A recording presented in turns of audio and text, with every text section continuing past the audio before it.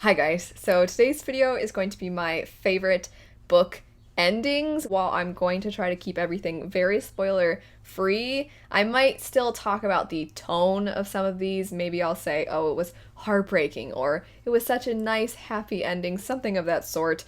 So if you're very sensitive to hearing anything about an ending, like I said, I'm not going to be talking about specifics, but proceed with caution. I'll also have timestamps down below in case you, for the most part, are wanting to watch, but maybe there's something that you don't want to hear anything about. You can just skip on ahead, so I'll have that down below. I'll definitely be doing this for my least favorite endings, but I wanted to start with a positive, and the first one, you know what? It just made me all kinds of happy, and that would be the ending to Fullmetal Alchemist. This series has its moments. It's got its highs, it's got its lows. I don't mean in quality, I mean in emotions. It takes you on an emotional roller coaster, I feel like, throughout. Starts kind of campy and silly, and then you get some, oh my gosh, what the heck moments, and you're like, are you serious? That just happened? I do think that potentially this author is a pantser. So if you've never heard that term before, there's two general fields of thought when it comes to how people approach writing. There's plotters and pantsers. Pantsers write by the seat of their pants, so they kind of just writing as things come to them. And as a result, usually those kinds of stories have a lot of these amazing extreme highs and lows, but the endings are usually not as good. It's kind of one of the things, for example, that Stephen King is known for. I feel like this author killed the ending. Maybe she had the ending in mind all along, I don't know, but it just feels like it was an adventure the whole time. You never really knew what the twists and turns were going to be, which direction the plot was going to go, but the end just had so many things that were so satisfying, and it was so sweet, and it just made my heart happy. Next up, we have the complete opposite. This shattered my heart into pieces. I stared at a wall for I think about 40 minutes when I finished this, and that would be The Hero of Ages by Brandon Sanderson. I just think that this particular book solidified why I loved this trilogy. The first one I enjoyed, but I wasn't that head over heels for it when I read it. I was like, oh, it was pretty good. The second one, about halfway through, I was really gripped. I'm very into politics, and the second one had a lot of that.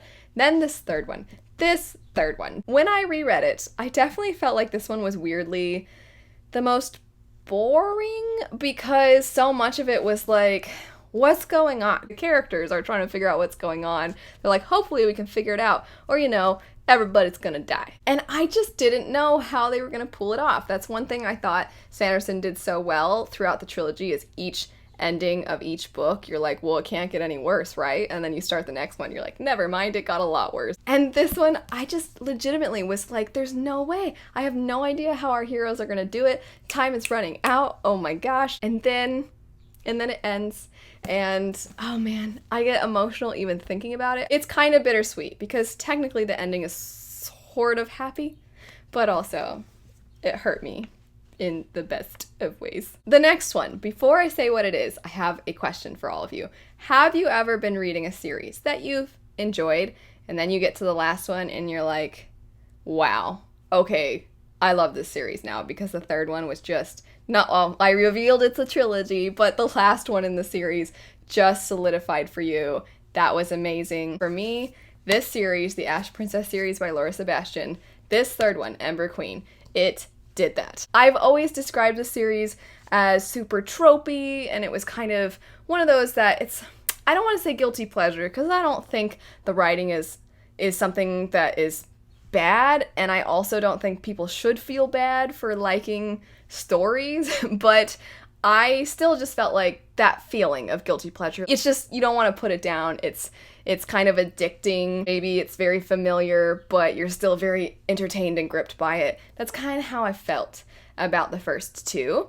And then the third one, it just slapped me in the face all over the place. The author tied together things from the first two that I was not expecting at all, and it's one of those things where I read these as they were coming out, so there was some wait time, and then I was like, oh yeah, that person, that chick, and then I wanted to immediately go back and reread the series so I could see all those things that she was putting in place. I also felt like, and again, I would love to know if this has ever happened to you, I kind of called some stuff. I was like, yeah, I'm pretty sure this is gonna happen.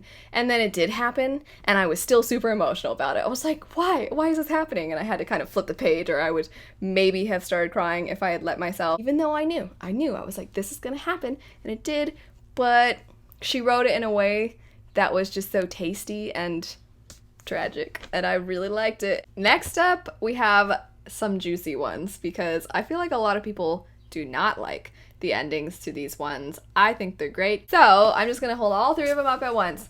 The Grisha trilogy by Leigh Bardugo, The Toll, and then Morning Star. This one's by Neil Shusterman, this one's by Pierce Brown. The Toll is almost an honorable mention. I liked the very, very, very end. It was bittersweet. I thought it was a good way to wrap everything up, but I am a very character-driven reader, and I think that third book was kind of almost more about themes and society and plot, and I wasn't really that emotionally invested in the characters themselves. I just wanted to see how everything was going to play out, and I thought it was interesting. A lot of people don't like some of the what may or may not be considered symbolism in this story. Some people don't really care for it. Kind of almost seems like it has religious significance, if you will.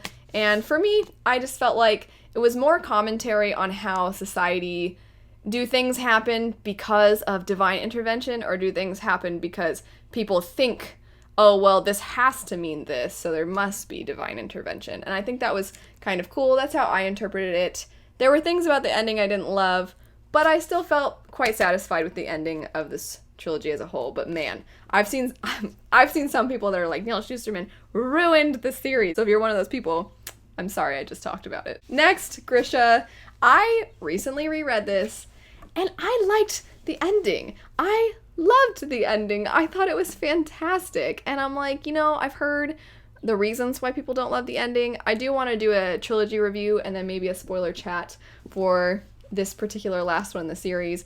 I know the Grisha trilogy gets a lot of hate, but rereading it, I was like, man, I like it. Just the epilogue, it made my heart happy, but kind of sad too. I think Morning Star is the least juicy. Please excuse the sticker that I have not been able to get all the way off. Morning Star, I think, seen quite a bit of positive responses to it. Just some people seem to be really disappointed in it, but I liked it. I always feel that the first book in the series is kind of more emotionally driven, more character driven. The second one to me is so action packed. It's kind of opening up what Pierce Brown has created in this science fiction world.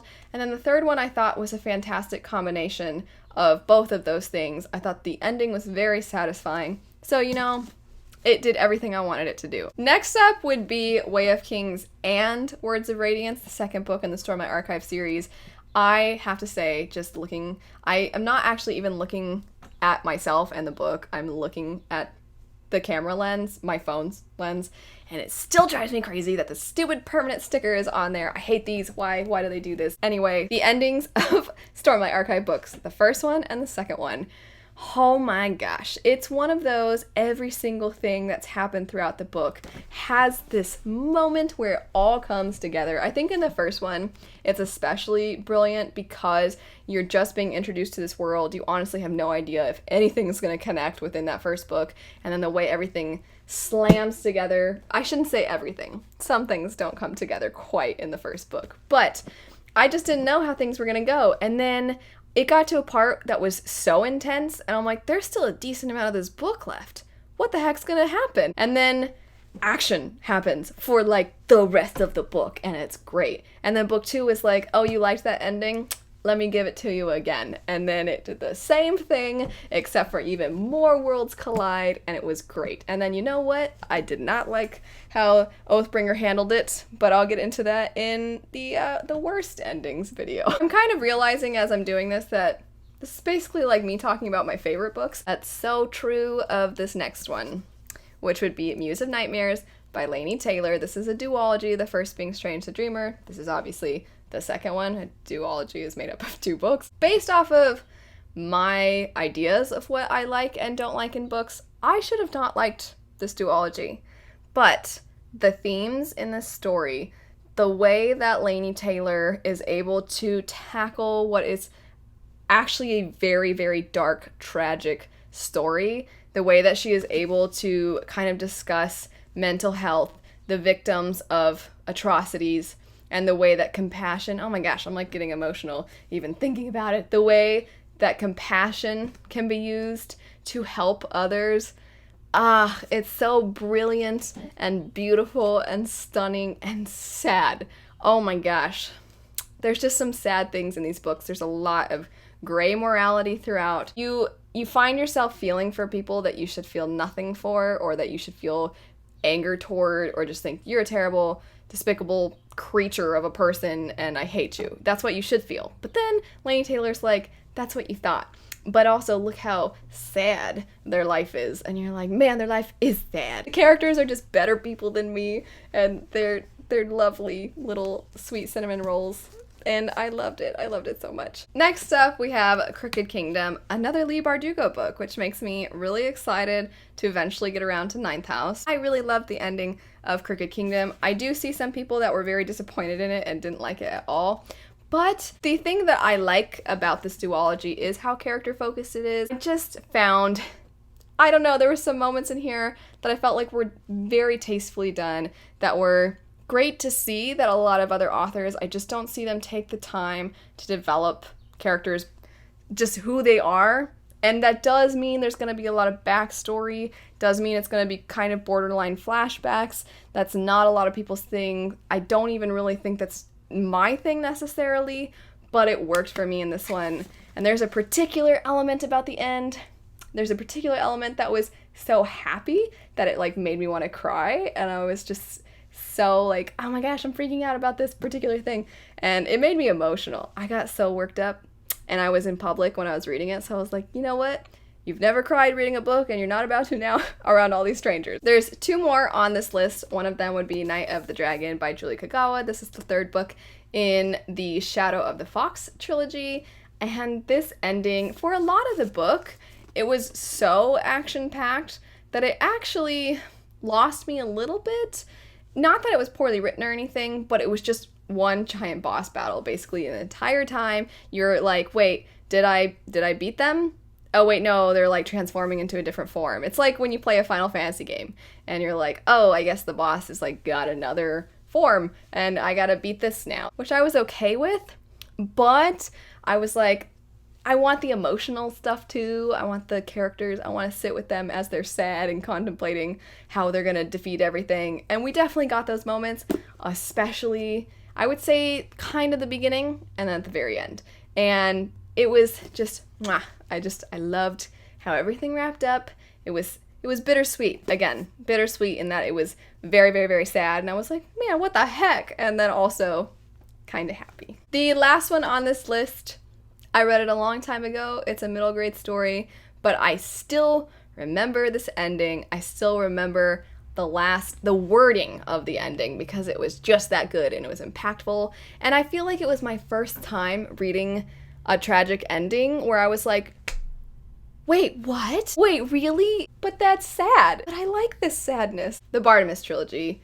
It just really, it broke my little soul when I read it when I was a youngster, and I still think about it. I still think about the standard, right? It set this standard, like this bar that other things have to come to, basically, for me. It's such a wonderful ending to a fantastic story, I think. I just feel like this is one of my favorite middle grade stories. I can't wait to someday go back and reread it. I think it was very clever and witty and cheeky and fun. And there's a lot of stakes. I just felt like it was such a good time. Anyway, that's it for a bunch of my favorite endings. If you want to see spoiler chats for any of these, I'll link any that I have down below because I know it was probably a little frustrating when I would hint at stuff and you're like, I think I know what she's talking about, but maybe I don't. So if you want to see spoilers, I'll have those linked. Have a great rest of your day though, and I'll see you guys later. Bye.